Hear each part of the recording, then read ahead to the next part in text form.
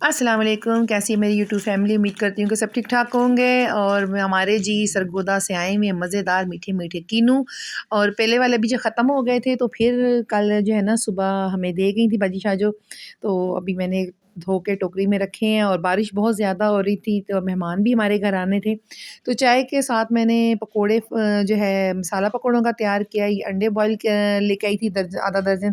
तो 3 बॉयल कर लिए और 3 अंडे मैंने रख दिए कि मैंने कहा ये फिर काम आ जाएँगे। आजकल अंडे कौन से सस्ते हैं, वो भी महँगे हुए में हैं।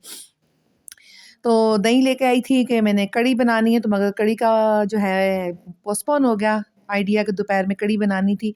मेहमानों का फ़ोन आया है कि गाँव से आए हुए थे, 2 सिस्टर इनकी थी, कज़िन आई थी फ़ातिमा मानो की। तो फिर मैंने पकोड़े और साथ मटर पुलाव बना लिया था। ये देखें जी, रायते का सामान भी काट दिया है और साथ पकोड़े भी तैयार हो रहे हैं और जो है पुलाव को भी दम लगा दिया है मैंने। क्योंकि मटर पुलाव तो कई दफ़ा आपके साथ रेसिपी शेयर हो चुकी है तो इसका तो कोई फ़ायदा ही नहीं था कि मुड़-मुड़ के मैं आपको वही रेसिपियाँ दिखाती रहूँ जो आपको पहले बीसियों बार मैं दिखा चुकी हूँ। तो ये देखें जी, जो है बारिश हो और सर्दी हो, इसमें पकोड़े हों तो क्या ही मज़ा आ जाता है। ये मैंने क काफ़ी मोटे-मोटे पकोड़े बनाए थे और पत्ता गोभी बीच में शामिल कर रही थी, उसकी वज़ह से काफ़ी खस्ता पकोड़े बन गए थे। और ये देखें जी, चावल दम पे रखे हुए हैं। तो चावल दम पे रख दिए, साथ ही पकोड़े तैयार हो गए। और मैं जब कहा कि थोड़ा लून मिर्च चेक कर लूँ, क्योंकि मैं कभी भी मसाला वगैरह शामिल करते हुए नमक मिर्च चेक नहीं करते, हमेशा ही अल्लाह का शुक्र है कि हर चीज़ परफेक्ट होती है।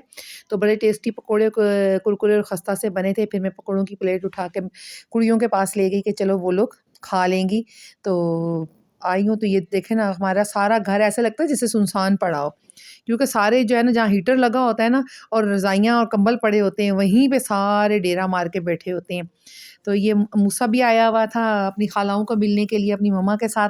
तो मैंने पकोड़े रखे और जब रायता रखा तो वो कहने लगा कि आ जाओ सब आके खाना खा लो। मैंने कहा भाई वाह वाह, क्या मेहमान नवाज़ी है मूसा कर रहे हैं। ये देखें, ये कूद ही जा रहा है, कूद ही जा रहा है, खाया पिया इसने कुछ भी नहीं था। कह रहा है बेबी आया हुआ है, बेबी पकोड़े खा लो।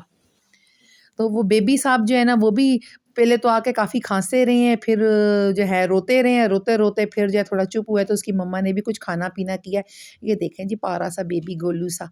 इतना बेबी बड़ा नहीं है जितना बेबी ने कपड़ा-शपड़ा पहन के अपने आप को तरोताज़ा किया हुआ है। फिर इन लोगों को मैं छोड़ने के लिए गई थी, तो मैं शहर गई। इन्होंने कुछ चीज़ें खरीदनी थी, तो चीज़ें दिला के तो ये लोग घर की चली गईं और मैं इधर आके रिक्शे में बैठ गई। तो देखें जी, बारिश में मेरे जैसे बहुत सारे लोग बाहर निकले हुए हैं, जिनको बहुत घूमने का शौक होता है ना, जैसे मुझे बहुत ज़्यादा एक बस कोई चीज़ लेनी है और शहर दौड़ते हुए चले जाएँ।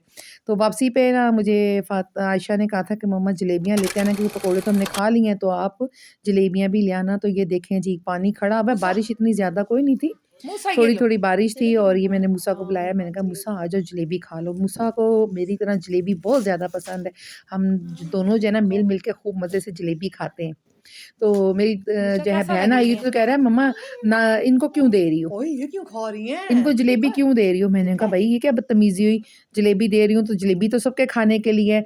फिर जैसे ही मेहमान हमारे घर से गए हैं तो अब शाम को कुछ न कुछ तो पकाना था, क्योंकि शाम के टाइम जो रात के खाने में चावल बहुत कम हमारे घर खाए जाते हैं। बिरयानी हो तो फिर तो सारे बिस्मिल्लाह पढ़ लेते हैं, मगर पुलाव-शुलाव को कोई पूछता भी नहीं है। जितने पुलाव थोड़ा बहुत बचा था, 2-3 प्लेट वो मैंने रख दी थी। और मैंने कढ़ी बनाई। कढ़ी का जो है मैं तड़का तैयार कर रही हूँ, गोल मिर्चें और ज़ीरा डाल के, और कढ़ी तैयार हो चुकी है। फिर मैंने पकोड़े बनाकर ना एक दफ़ा सारे इकट्ठे कर लिए, फिर मैंने इसमें शामिल कर दिए थे। ये देखें जी, थोड़ी-सी हींग डाल के, ज़ीरा डाल के और लाल मिर्चें जो गोल होती हैं, इनको डाल के मैंने कढ़ी तैयार कर ली है।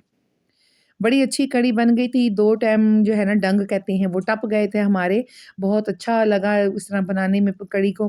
तो आप भी जो है ना मेरे चैनल को सब्सक्राइब करें, लाइक करें। अल्लाह हाफ़िज़।